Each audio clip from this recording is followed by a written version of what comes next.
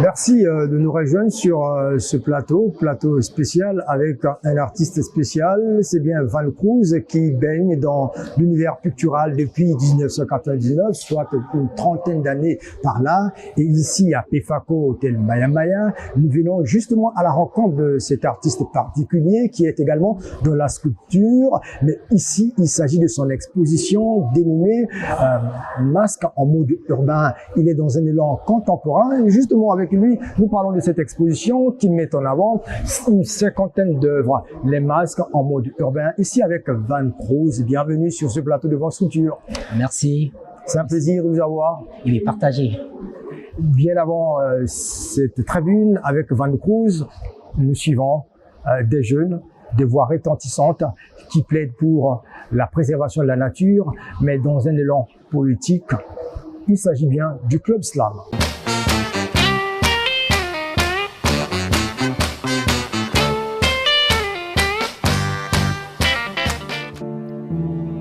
Bienvenue sur la planète Terre. Hier encore aux infos, les Nations Unies déclenchèrent la sonnette d'alarme. Bilan climatique critique. L'accord de Paris est violé et non respecté. Chaque minute, 15 tonnes de plastique plongent dans nos océans. Chaque jour, des villes entières respirent la fumée de leurs erreurs. Les forêts fument, les mers suffoquent. La terre s'empoisonne, là où l'insalubrité fait la loi comme un roi des rois. Là où le déchet devient hôte, là où l'ordure a pris racine sur chaque peau.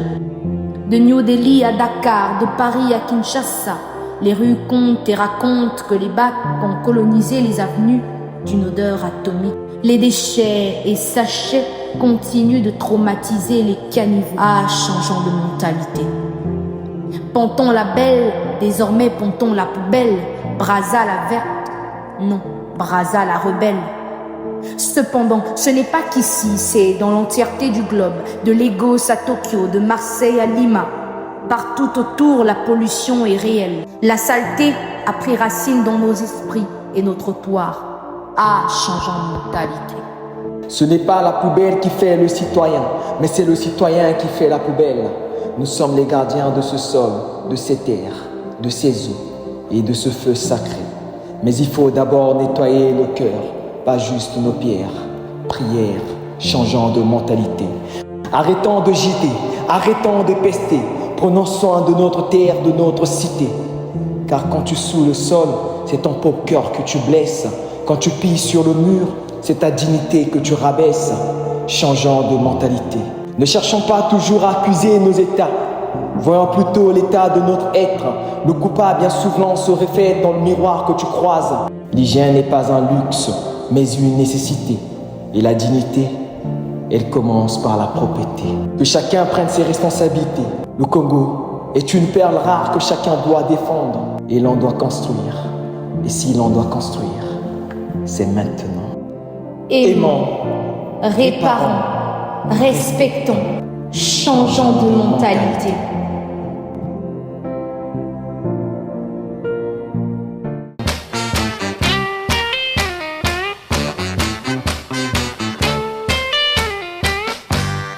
Et comme annoncé ici avec Van Cruz qui baigne dans l'univers pictural depuis 1999, aujourd'hui on va dire c'est comme un ancêtre dans le domaine pictural ou encore de la peinture, avec cette exposition très impressionnante, Masque en mode urbain. Dites-nous d'abord cette inspiration qui nous plonge tantôt dans un monde où on est en quête perpétuelle de l'harmonie, harmonie entre les humains et la nature, mais aussi monde où vous mettez en valeur des grandes figures qui ont marqué l'histoire de l'humanité.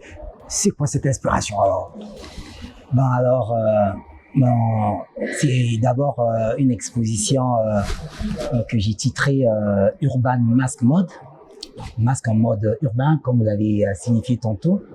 Alors, cette exposition tire sa base sur les masques africains, a priori.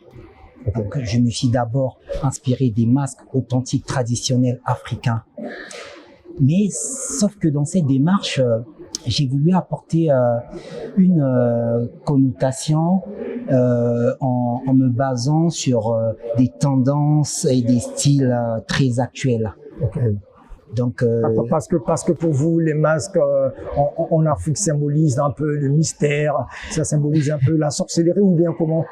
Ben, au fait, dans la conscience collective actuelle, par exemple chez nous au Congo-Brazzaville, c'est pas comme à notre époque quand je grandissais, on retrouvait des masques un peu partout dans des maisons, ça faisait partie un peu du patrimoine culturel de la famille. Oh, yeah. Mais aujourd'hui, les masques un jugement plutôt dans la conscience collective, hein, Oui. plutôt obscur. Les gens attribuent les masques à tout ce qui est mystique, à tout ce qui est sorcellerie, à tout ce qui n'est pas, en fait, tout ce qui n'est pas agréable. Mais sauf que dans mon interpellation, j'ai voulu un peu changer cette façon de voir les choses. Donc du coup, j'ai voulu apporter des masques avec un aspect très artistique à la base, mais à la fois qui soit expressif et attractif. D'où les belles couleurs, d'où des belles expressions, d'où des dessins assez amusants dessus. Vous restez dans une démarche de préservation, de pérennisation des masques, mais cette fois-ci dans un élan artistique, mais aussi expressif, comme vous avez dit. Alors, quand vous parlez de l'élan expressif ici, vous voulez faire passer quel genre de message aujourd'hui avec les masques? Alors, déjà pour ce que moi je présente, chaque masque est unique. Chaque masque a une identité, chaque masque a un langage qui lui est propre. Et à travers mes masques, je diffuse plusieurs types de messages. J'aborde différents types de thèmes. Je parle de société, d'écologie, je parle de la femme. Donc vraiment dans toute une diversité d'expressions, justement pour donner au fait cette nouvelle approche au masque. Et pour vous d'ailleurs, ça reste un médium qui transporte des messages très importants. Par exemple, vous faites allusion à Mama Africa sur un masque ici. Et Mama Africa, pour vous, ici, on voit l'Afrique comme étant le berceau de l'humanité alors. Oui, Mama Africa, d'abord, la femme africaine, la mère, elle occupe une place primordiale dans nos sociétés, que ce soit les sociétés d'antan ou les sociétés actuelles. Donc du coup, j'ai voulu la présenter comme ça de façon assez grandiose, non seulement en images, mais aussi en écrit, puisqu'il y a des inscriptions dessus, il y a des motifs, il y a des dessins qui se joignent justement pour valoriser la femme africaine, Mama Africa. On peut ici faire une très belle balade au sein de cette exposition parce qu'on retrouve certaines grandes figures qui ont marqué l'histoire de l'humanité. Parlons bien sûr de cette Mama Africa, mais aussi un peu plus loin, vous faites un clin d'œil à Myriam Makeba. Effectivement. Et pour vous, c'est une actrice qui a marqué l'histoire. Ben oui, je pense que Myriam Makeba, c'est une icône. Elle n'est plus à présenter, hein. Ça, c'est la part que je présente pour l'Afrique. J'aurais pu parler même de Mère Teresa ou encore. Il y a tellement de grandes femmes à travers le monde que j'aurais bien voulu présenter comme ça, qui ont fait de très grandes choses. Mais là, j'ai présenté justement Myriam Makeba parce que voilà, c'est pas seulement l'Afrique du Sud, mais c'est l'Afrique en général. Et puis cette exposition se veut ici être c'est un regard croisé sur cette Afrique qui est résiliente face au changement climatique, mais non seulement cette Afrique qui est résiliente face au changement climatique, mais également vous faites un pont avec d'autres continents, l'Occident, mais cette fois-ci en posant un regard particulier sur le cinéma avec des acteurs qui ont aussi marqué les beaux temps du cinéma, du 7e art sur le plan international. Oui, justement, j'ai fait allusion à ça parce que je voulais aussi partager cette part de l'histoire. le cinéma, déjà pour moi, c'est une grande source d'inspiration depuis toujours. Ok. Ah, les grands acteurs que j'ai présentés ici comme Bruce Lee, et tant d'autres, non seulement des acteurs, même des grands chanteurs. J'ai présenté par exemple Manu Dibango, qui est une icône à ne pas présenter. Donc du coup, ces personnalités, ces icônes font un peu partie de mon parcours. Et je me sens très honoré justement de les présenter à travers cette exposition, justement pour partager aussi avec les nouvelles générations. Comme je l'ai dit, une très belle balade qu'on fait ici au sein de Pefako Maya Maya, justement sur chaque masque, soit un nom que vous posez dessus, soit une belle histoire, soit un message crucial que vous portez, mais un peu plus loin, vous parlez un peu d'un monde où on a du mal à faire vivre la belle ambiance, et soit c'est la conquête pour la préservation de la nature, mais un peu plus loin, c'est comme on va dire, une guerre qui ne dit pas son nom, puisqu'on court pour préserver la nature. Ouais, effectivement, c'est vrai. C'est que j'ai voulu présenter en même temps les deux aspects, au fait, de ces phénomènes. Okay. Un monde où la nature se détériore du jour au lendemain. Un monde beaucoup plus paisible où il fait beau vivre. Ouais. Justement, je les présente les deux à la fois justement pour attirer l'attention. Les consciences collectives, c'est aussi une interpellation que chacun essaie de se retrouver au fait à travers ce que je présente sur cette œuvre-là dont vous faites allusion. De l'engagement artistique, parce que je vous retrouve effectivement en 2017 et je vous découvre là dans l'Art Kintwadi, où vous faites le recyclage de tous les matériaux qu'on pouvait retrouver dans la rue ça et là, mais grâce au recyclage, vous arrivez à mettre sur pied des œuvres de sculpture, comme c'est le cas par exemple ici. Vous ne quittez pas l'esprit Art Kintwadi, en effet. Non, pas du tout, puisque la majorité des masques qui sont présentés ici sont en fait issus de recyclage. C'est des masques faits en carton, papier mâché, donc vous voyez un peu. Donc non, je ne suis pas passé à côté du recyclage, je reste dans le recyclage. C'est très difficile de retrouver alors tous ces objets, les ramener, les rassembler et puis finalement avoir des œuvres toutes faites, en effet. Bon, oui, c'est vrai que c'est quand même un parcours, hein. C'est de la recherche. Il faut aller à la quête justement de ces matériaux là, et les ramener à l'atelier, voilà, les nettoyer, les disposer assez bien, justement après pour donner des figures qu'elle présente aujourd'hui. On arrive quand même à vendre. Effectivement, on arrive à vendre. Ouais, on arrive à vendre. Ça reste un petit secret en effet. L'argent n'aime pas le bruit. Bon, et c'est vrai que l'argent n'aime pas le bruit. C'est vrai que c'est pas le premier objectif. Hein, le premier objectif, c'est passer le message et derrière ça justement l'artiste vous restez vivre de son art dans une démarche éducative parce que voilà, quand on vous découvre en vous aviez des ateliers en faveur des enfants qui apprenaient la peinture, qui apprenaient aussi la sculpture et c'était vraiment du bénévolat. Je pense que on reste dans cette dynamique. Voilà, c'est ça. Et donc avec mon collectif Art Kintwadi, c'était ça au fait notre démarche au fait, l'environnement, l'éducation. En tout cas, on s'était beaucoup focalisé sur ça. On reste bien entendu avec Van Cruz qui nous transporte, qui nous fait voyager dans son univers pictural avec des œuvres très impressionnantes ici. Et on marque une courte pause. Et justement, la vitrine de cette émission est consacrée à un jeune réalisateur qui finalement nous propose un film aussi qui interpelle les consciences collectives sur un sujet crucial, violence, viol.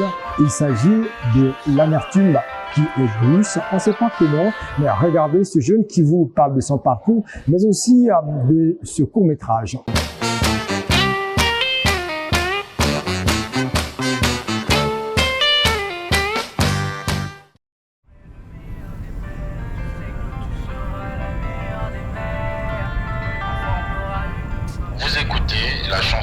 mois de l'artiste congolais Simco sur la radio des cultures.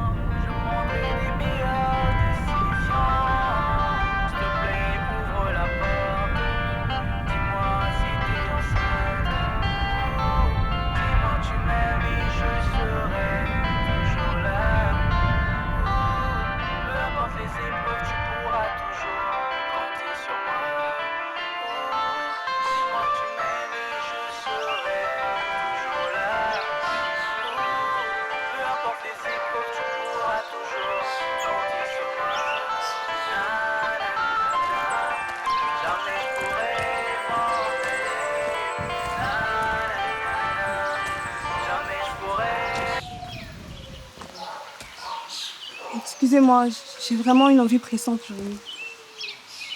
Pouvez-vous m'indiquer où se trouve votre petit coin, s'il vous plaît?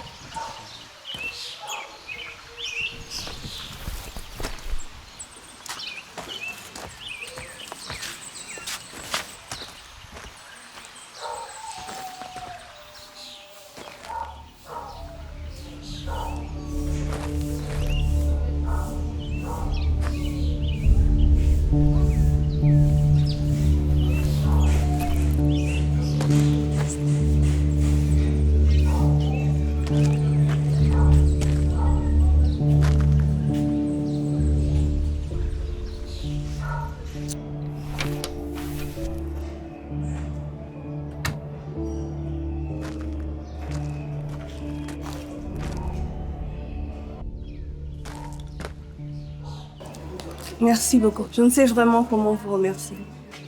De rien. Comment tu t'appelles? Anna et vous? David.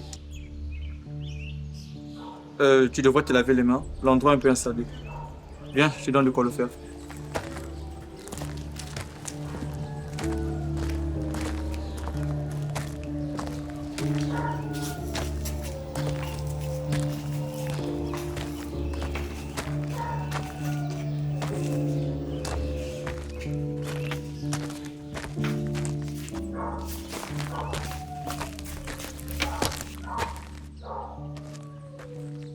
Rentrons.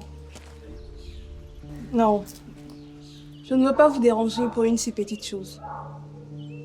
Inutile qu'on se vous voit. On est assez jeunes pour parler comme des diplomates. Ok, merci. Je crois que je devrais aller. Le détail de l'hygiène n'est pas si important que ça au final. Merci beaucoup pour l'aide.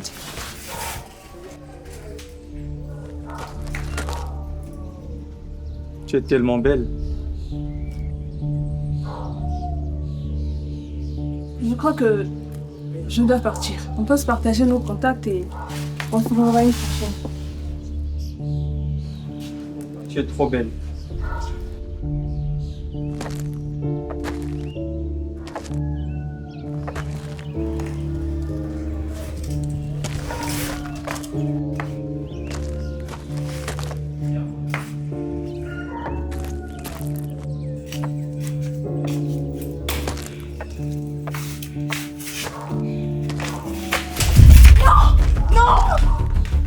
Je m'appelle Rolvi Saï. Je suis un jeune auteur et réalisateur congolais. Je dirais auteur et cinéaste congolais. Je me suis lancé dans le cinéma il y a 4 ans, en 2021. Mais avant le cinéma, j'étais dans le théâtre et dans la littérature. Donc j'ai 2 livres, 2 recueils de poésie à mon actif. Et après, j'ai passé 4 ans dans des plateaux de tournage à apprendre sur le tas parce qu'il n'y a pas d'école de cinéma ici. Et justement, Douce Amertume, c'est mon premier film qui est sorti. Et c'est sorti en février 2025. Mais le film en tant que tel aborde le viol, mais un peu différemment. Parce que dans ce cadre-là, j'ai essayé d'aller un peu dans le côté intime du viol, peut-être l'après-viol, pour essayer peut-être de voir ce que peut vivre la personne qui a subi cet acte en fait. Voilà pourquoi ce film, vous allez voir, peut-être on reste plus sur l'intimité du personnage principal. On essaie de découvrir son traumatisme parce que du début à la fin, c'est vraiment un traumatisme qui suit le personnage principal. Et voilà, dans Douce Amertume, je voulais vraiment rentrer dans l'intimité d'une femme qui subit un acte de viol. Et surtout dans ce sens-là, c'était encore un peu plus délicat parce que la personne qui a violé cette femme, c'est une personne que la femme aimait déjà depuis. Voilà, et c'est ça qui créait un peu ce paradoxe en quelque sorte, quoi.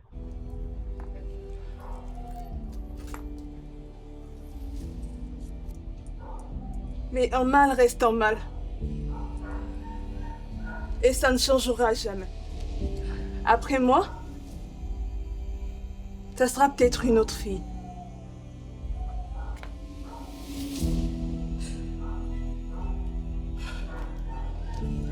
Je ne peux pas laisser passer ça, désolée.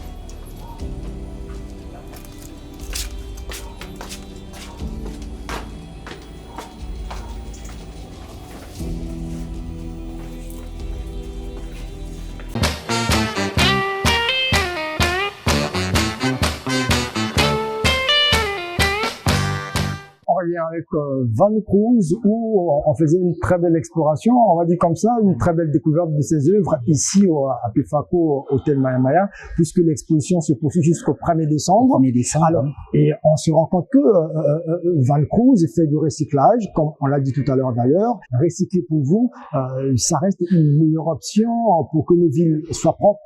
Effectivement. Ça, moi, je crois que c'est une méthode qui est assez noble, parce que à travers cette démarche, qu'est-ce qu'on fait? On assainit l'environnement d'une certaine façon, les plastiques, des papiers, enfin du métal, pourquoi pas, donc tout ce qui traîne dans nos sociétés, dans les coins et recoins, va bien la peine d'être recyclé et transformé en quelque chose de beau, en quelque chose d'expressif, qu'on peut retrouver dans une galerie, dans un musée. Je trouve que c'est assez noble. Dans un élan contemporain, vous racontez aussi bien cette Afrique qui a sa place dans le concert, on va dire comme ça, d'autres continents, qui a un mot à dire.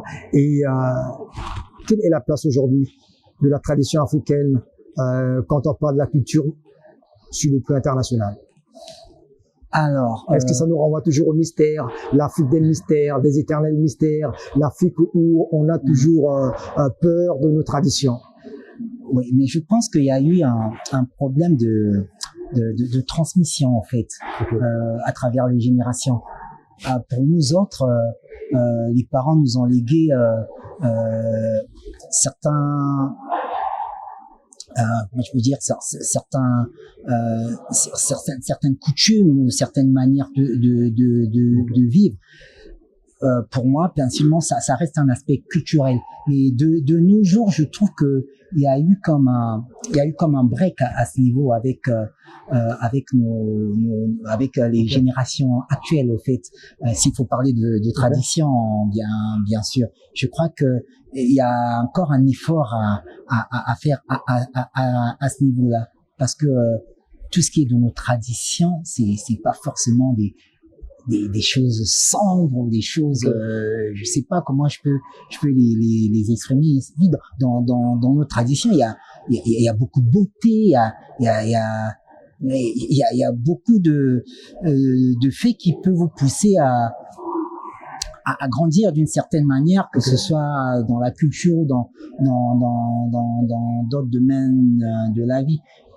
Donc, je pense que il y a encore un travail à refaire, parce que il faut reconnaître que en parlant des générations actuelles, on est un peu déconnecté de ce qui est vraiment de la culture africaine en tant que telle. L'Afrique, c'est le cosmos, peut-être. C'est le berceau de l'humanité, hein. Très bien. Ça dit tout quand on dit berceau de l'humanité. Très bien. Et toute une table consacrée aux feuilles. Mes feuilles portant des visages, des masques, et avec des couleurs, on va dire comme ça, quel contraste, Qu'est-ce qu'on présente?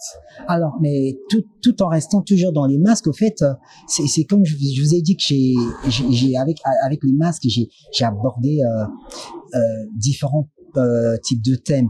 Et là, justement, on est toujours dans cette diversité. Au fait, vous allez voir que chaque pièce est unique, ça ne se ressemble pas, ça ne dégage pas, au fait. Peut-être pas la même énergie. La même énergie, la même expression, le même message.